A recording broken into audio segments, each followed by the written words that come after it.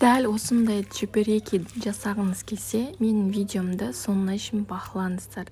Ең алдымен қамырымызды дайындап аламыз.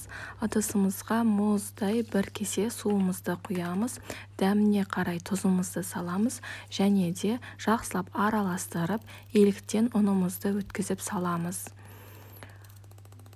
Міндетті түрде еліктен өткізу керек. Еліктен өткізетін болса, қамырымыз жақсы иленіп, жақсы әдемі болып, бір тегіс болып шығады. Осылай қамырымызды илеп аламыз. Қамырымызды илеп болған соң 15 минутқа бетін жауып холодильникке қойып қоямыз.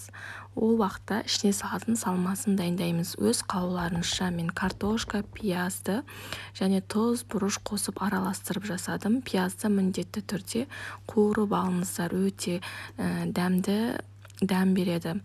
Сіздер өз қалауларыңызша фарштан жасай берсеңіздер де болады.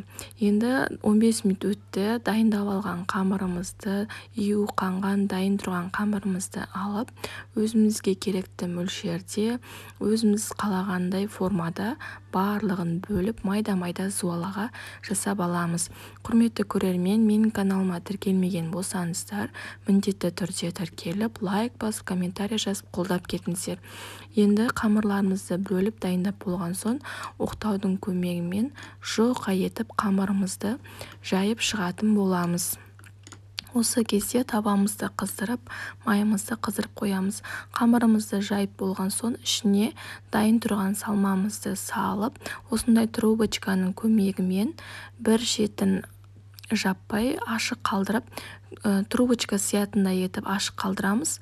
Сосын трубочкамызды қойып, сол арқылы үрлеп, осындай воздушный үлкен қамыр жасап алатын боламыз.